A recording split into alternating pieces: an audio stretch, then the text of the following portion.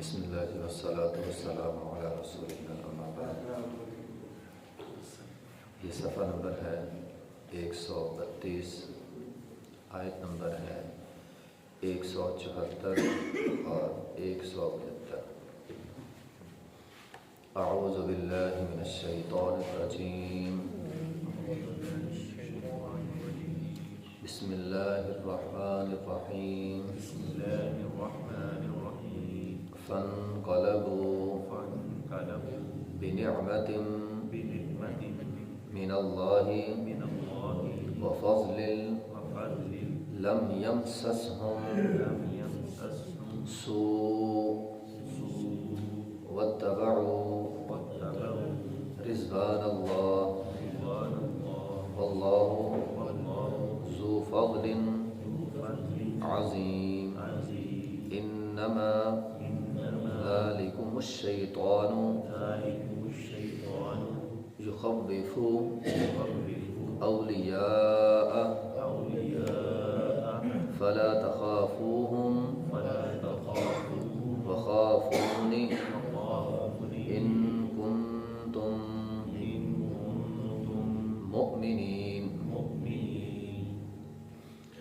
فانقلبوا، سو نتیجہ یہ نکلا کہ وہ لوٹے، وہ مسلمان، بنعمت من اللہ کی نعمت کے ساتھ، وفضل اور اللہ کا فضل لے کر، لم یمسسہم سوء انہیں کوئی نقصان بھی نہ ہوا، واتبعوا رضوان اللہ کیونکہ انہوں نے پیروی کی تھی اللہ کی رضا کی، واللہ ذو فضل عظیم اور اللہ فضل والا ہے، عظیم بڑے فضل والا ہے۔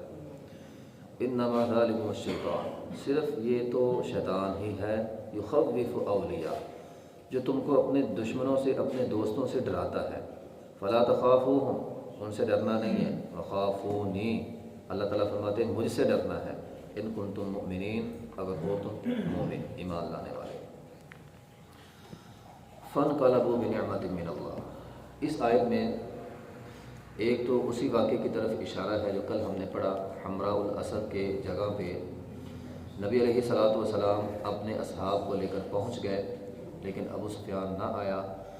آپ وہاں پہ کافی دن ٹھہرے رہے، حتیٰ کہ بعض تجارتی قافلے بھی وہاں پہ آتے تھے، تو جس کی وجہ سے مسلمان اللہ کی نعمت لے کر لوٹے، فتح ہوئی، دشمن کوئی نہ آیا، تجارتی مال بھی مل گیا۔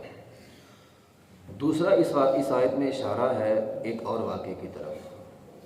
غزوہ احد میں مسلمان اور کافروں کے درمیان یہ بات طے ہو گئی تھی کہ اگلے سال بدر کے مقام پہ ہم دوبارہ لڑیں گے، اگلے سال بدر کے مقام پہ دوبارہ لڑائی ہوگی۔ اب ایک سال میں مسلمانوں نے تیاری کی، نبی علیہ الصلوۃ والسلام اپنے 1500 مجاہد لے کر، 1500 اصحاب لے کر اگلے سال بدر کے مقام پہ پہنچ گئے۔ دوسری طرف ابو سفیان جو جنگ کی تیاری کر رہا تھا، اب ابو سفیان کے پاس بندے پورے نہیں ہوئے۔ ابو سفیان نے بمشکل 2000 بندے اکٹھے کیے۔ اب یہ 2000 احد کے مقابلے میں بہت کم تھے، مسلمان احد کے مقابلے میں زیادہ تھے اور یہ احد کے مقابلے میں کم تھے۔ ابو سفیان ان کو لے کر مکہ سے نکلا، لیکن تھوڑا سا آگے گیا نا، تو آگے جا کر کہتا ہے اپنے ساتھیوں سے کہ مجھے لگتا ہے کہ اس سال لڑنا جو ہے نا وہ درست نہیں ہے۔ اب ساتھی پہلے ڈرے ہوئے تھے کہ ہم تعداد میں کم ہیں، ابو سفیان انہیں کہنے لگا اس سال ہمارے یہاں قحط سالی ہوئی ہے، ہم تعداد میں بہت کم ہیں، تو اس سال لڑنا کینسل ہے۔ تو ابو سفیان تھوڑا سا آگے جا کر واپس آ گیا۔ یہاں پہ ابو سفیان جب واپس آیا تو اس نے ایک اور کام بھی کیا تھا، اس نے اپنے چند شاہ سوار گھوڑ سوار لیے اور مدینہ چلا گیا۔ مدینہ جا کر اس نے یہودیوں سے ملاقات کی، یہودیوں کے سرداروں سے۔ بعض سرداروں نے اس کو نہ کہا، بعض سرداروں نے حمایت کا اعلان کیا۔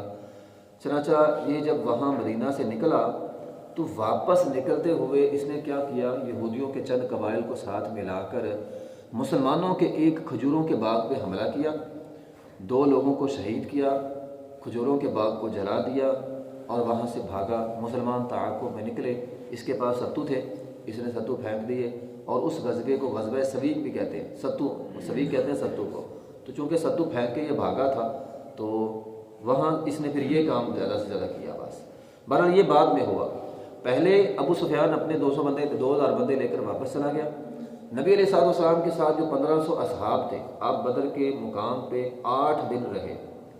وہاں پہ اللہ کی طرف سے تجارتی قافلہ آیا، مسلمانوں نے تجارت کی، مالی بہت زیادہ فائدہ ہوا. تو اس واقعے کی طرف یہاں پہ اشارہ ہے. تو یہ دونوں واقعے مراد ہو سکتے ہیں. فانقلبوا بنعمت من اللہ. اب مسلمان جب بدر کے مقام سے یا حمراء الاسد کے مقام سے جب واپس لوٹے اللہ کی نعمت کے ساتھ، وہ فضل اور اللہ کے فضل کے ساتھ. فضل کیا ہوا؟ مال مل گیا انہیں، تجارت کی انہوں نے، پیسہ کما لیا، تو یہ اللہ کا فضل بھی ہوا. لم یمسسہم سوء، ان کا نقصان کوئی نہیں ہوا چونکہ لڑائی نہیں ہوئی. تو یہ ایسا ہوتا ہے. پچھلی آیت میں ہم نے پڑھا کہ انہوں نے اللہ پہ بھروسہ کیا تھا. حسبنا اللہ ونعم الوکیل. جب انسان اللہ پہ بھروسہ کرتا ہے، سورہ قرآن کیا تھا وَيَرْزُقْهُ مِنْ حَيْثُ لَا يَحْتَسِبُ وَمَن يَتَوَكَّلْ عَلَى اللَّهِ فَهُوَ حَسْبُهُ. جو اللہ پہ بھروسہ کرتے ہیں اللہ ان کو وہاں سے رزق دیتا ہے جہاں سے گمان بھی نہیں. اب یہی وہ بدر کا مقام تھا. 1-2 سال پہلے مسلمان ایک کافرے کی تعاقب میں نکلے تھے تو بدر کے مقام پہ فوجی لشکر مل گیا. اب اس دفعہ فوجی لشکر کے لیے نکلے، اللہ نے تجارتی قافلہ دے دیا. اب گمان تو نہیں تھا کہ ہمیں آگے تجارتی قافلہ مل جائے گا، ہم تجارت کر کے مال کمائیں گے. ارادہ تو فوج کے ساتھ لڑنے کا تھا، فوج آئی نہیں، تجارتی قافلہ آ گیا. تو یہ ہے اللہ تعالیٰ فرماتے ہیں کہ بنعمت من اللہ وفضل، ہم نے اپنا فضل کیا. لم یمسسہم سوء، تمہیں کوئی نقصان نہیں پہنچا. واتبعوا رضوان اللہ، یہ کیوں ہوا کہ تم نے اللہ کی رضا کی پیروی کی. ایک بندے کی رضا ہوتی ہے، ایک اللہ کی رضا ہوتی ہے. بندے کا دل کرتا ہے میں یہ کام کروں، لیکن اللہ کا حکم ہوتا ہے نہیں یہ کرنا ہے. سردیوں کا موسم ہے، بندے کا دل کرتا ہے میں تو گرم بستر میں سویا رہوں. اب اللہ کی رضوان کیا ہے، اللہ کی رضا کیا ہے؟ نہیں، اٹھنا ہے، وضو کرنا ہے، مسجد میں آنا ہے. بندہ اپنی رضا پہ اللہ کی رضا کو ترجیح دیتا ہے، اپنی خواہش پہ اللہ کی خواہش کو ترجیح دے دیتا ہے. تو فرمایا واتبعوا رضوان اللہ، تم نے اپنی خواہش پہ اللہ کی خواہش کو ترجیح دی ہے. واللہ ذو فضل عظیم، اللہ بڑے فضل والا ہے. فضل اصل میں کہتے ہیں زائد کو. ایک ہوتا ہے نعمت، ایک ہوتا ہے فضل. فضل کا فرق یہ ہے کہ بندے نے کام کیا نہیں، ابھی صرف ارادہ ہی کیا تھا، اللہ تعالیٰ نے اس کا بدلہ دے دیا. ابھی جنگ ہوئی نہیں، اللہ نے نعمت تو دی، وہ اجر، وہ ثواب، وہ لڑنے کا، وہ سارا مل گیا. اللہ تعالیٰ فرماتے ہیں ہم فضل بھی کرتے ہیں. تو فضل کیا کیا اللہ تعالیٰ نے؟ تجارتی قافلہ دے دیا. تو یہ اللہ تعالیٰ کی طرف سے فضل ہوا. تو حضرت عثمان غنی رضی اللہ تعالیٰ عنہ، اصل میں بات یقین کی ہوتی ہے. جس کو یقین ہو کہ اللہ فضل بھی دیتا ہے، یعنی زائد بھی دیتا ہے، جتنی محنت کی ہے اس سے زائد بھی ملتا ہے. کہتے ہیں عثمان غنی رضی اللہ عنہ کے بارے میں آتا ہے کہ ان کا ایک تجارتی قافلہ آیا. قافلہ بڑا تھا، تو جب وہ بولی لگتی ہے تو وہاں پہ جب ریٹ لگا تو عثمان غنی رضی اللہ فرمانے لگے مجھے اس سے زیادہ ملتا ہے. انہوں نے زیادہ ریٹ لگایا، کہا مجھے اس سے زیادہ ملتا ہے. حتیٰ کہ انہوں نے کہا جی ہماری تو بس ہوگی، اس سے زیادہ تمہیں کون دے سکتا ہے، اس سے زیادہ تو نہیں مل سکتا، ہم نے بہت ریٹ لگا دیا. کہا نہیں مجھے اس سے زیادہ دینے والا ہے. انہوں نے پوچھا کون؟ کہا اللہ. وہ سارا مال انہوں نے اللہ کے راستے میں خرچ کر دیا. کہا اللہ تو مجھے 700 گنا تک دے گا، تم لوگ تو نہیں نہ دے سکتے. ان کا یقین تھا کہ اللہ زائد بھی دیتا ہے، اجر تو ملتا ہی ملتا ہے. وہ اللہ واللہ ذو فضل عظیم بھی ہے، اللہ زائد دینے والا بھی ہے. انہوں نے اللہ کے ساتھ تجارت کر لی. واللہ ذو فضل علیم، اللہ بڑے فضل والا ہے. انما ذالکم الشیطان یخوف اولیاء، فرمایا یہ جو شیطان ہے نا، یہ شیطان ہی ہے، یہ تمہیں اپنے دوستوں سے ڈراتا ہے. تو وہ آیا تھا نا وہ نعیم مدینہ میں صحابہ کرام کو ڈرانے کے لیے، تو فرمایا ان سے ڈرنا نہیں ہے. شیطان انسان کا دشمن ہے، ہمیشہ کوشش کرتا ہے ڈرانے کی. تو فرمایا اس سے ڈرنا نہیں ہے. ولا تخافوهم وخافونی، شیطان سے نہیں ڈرنا ہے، رب سے ڈرنا ہے. ڈر 3 قسم کا ہوتا ہے. ایک ڈر ہوتا ہے غیر مرئی چیزیں جو ہمیں نظر نہیں آتی، ان کا ڈر ہوتا ہے. ہمارے ہاں بھی لوگ، بہت سارے لوگ عقیدہ کمزور ہوتا ہے، غیر مرئی چیزوں سے ڈرتے رہتے ہیں، مرے ہوئے لوگوں سے ڈرتے ہیں.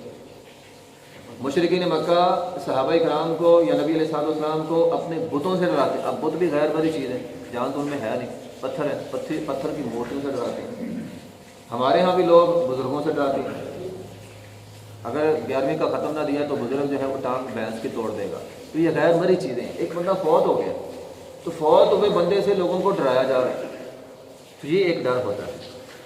ایک ڈر ہوتا ہے بزدلی کا، دشمن سامنے ہے، بندہ بزدل ہو کے بھاگ گیا، ایک یہ ڈر ہوتا ہے.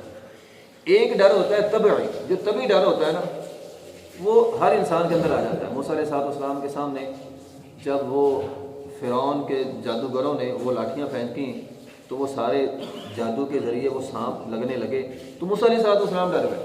یعنی اچانک کوئی مصیبت سامنے آئی، بندہ ڈر جاتا ہے۔ یہ طبی ڈر تقریباً ہر بندے میں ہوتا ہے، لیکن یہ جو غیر بنی چیزوں کا ڈر ہے، فرمایا فلا تخافوہم وخافونی، اللہ کے علاوہ کسی سے نہیں ڈرنا۔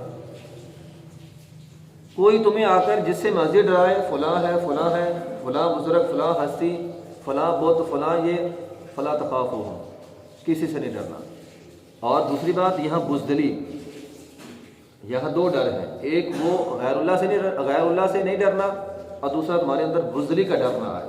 یہ دو ڈر تمہارے اندر نہیں ہونے چاہیے، ہاں تبھی ڈر آ جائے اس کی خیر ہے۔ فلا تخافوہم وخافونی، ہمارے ہاں لوگ اکثر یہ کہتے ہیں کہ یار شیطان کو تو اللہ تعالیٰ نے بڑی طاقت دی ہے، ہمارے جسم کے اندر داخل ہو جاتا ہے، خون میں چلا جاتا ہے، تو پھر ہم کیا کریں؟ یہ ہمارا عقیدہ ہونا چاہیے، شیطان اللہ سے بڑا نہیں ہے، اللہ کی ذات بہت بڑی ہے، شیطان کے پاس اللہ سے زیادہ طاقت نہیں ہے۔ ہمارے ذہنوں میں یہ تو بیٹھ جاتا ہے کہ شیطان کے پاس بڑی طاقت ہے، تو اللہ کے پاس اس سے زیادہ طاقت ہے۔ ہم شیطان کا ڈر دماغ میں بٹھا لیتے ہیں، اللہ کا ڈر کو نہیں۔ ڈر اللہ کا ہونا چاہیے، فلا تخافوہم وخافونی، فرمایا مجھ سے ڈرو میں تمہیں تب بچا لوں گا۔ وہ اللہ کا ڈر آتا نہیں ہے، وہ شیطان کا ڈر آ جاتا ہے۔ تو فلا تخافوہم، شیطان کے یہ دوست ہوتے ہیں، بعض لوگ آ کر آپ کو ڈراتے ہیں، تو وہاں پہ بھی نعیم آیا تھا، وہ شیطان کا چیلا تھا۔ تو یخوف اولیاء، شیطان اپنے چیلوں سے ڈراتا ہے تمہیں۔ انسان نما جو لوگ ہوتے ہیں جن کے اوپر شیطان کا بھوت سوار ہوتا ہے، وہ آتے ہیں وہ تمہیں ڈراتے ہیں، تو کسی سے ڈرنا نہیں ہے۔ وہ کوئی کہے نا فلاں سے ڈر جاؤ، فلاں سے، اللہ کے علاوہ کسی سے نہیں ڈرنا۔ ولا تخافوہم وخافونی، اللہ کی طاقت بہت بڑی ہے۔ ان کنتم مؤمنین، اگر ہمارا اللہ پر یقین ہے، جس کا اللہ کی ذات پہ یقین ہے اسے اللہ کے علاوہ کسی اور سے ڈرنے کی ضرورت ہی نہیں ہے۔ رزق کا مالک اللہ ہے، اللہ جس طرح صحابہ کرام کو اللہ تعالیٰ نے رزق بھی دیا، تو فرمایا ان سے ڈرنا نہیں ہے۔ ولا تخافوہم وخافونی، مجھ سے ڈرنا ہے، ان کنتم مؤمنین۔ تو قرآن میں بہت سارے مقامات پہ آتا ہے، الیس اللہ بکاف عبدہ، کہ اللہ کافی نہیں ہے تمہیں؟ ان یمسسک اللہ بضر فلا کاشف له الا هو، اگر اللہ تمہیں نقصان پہنچانا چاہے کوئی نقصان تمہارا ٹال نہیں سکتا، لیکن اگر اللہ فائدہ کرنا چاہے کوئی تمہیں نقصان نہیں پہنچا سکتا۔ وَيُخَوِّفُونَكَ بِالَّذِينَ مِن دُونِهِ، یہ کفار آتے ہیں تمہیں ڈراتے ہیں بتوں سے، کسی سے نہیں ڈرنا۔ الیس اللہ بکاف عبدہ، اللہ کافی ہے، اللہ سے ڈرنا ہے۔ تو بہرحال ہمیں بھی اللہ کی ذات پہ بھروسہ رکھنا چاہیے۔ وَأَمَّا مَنْ خَافَ مَقَامَ رَبِّهِ، اللہ تعالیٰ فرماتے ہیں جو اللہ سے ڈر جا، جو اللہ سے ڈر گیا، اللہ اس کو نعمتوں والی جنت عطا کرے گا۔ تو اللہ کا ڈر ہمارے دلوں میں ہونا چاہیے، نہ کہ کسی اور کا۔ وآخر دعوانا الحمدللہ رب العالمین۔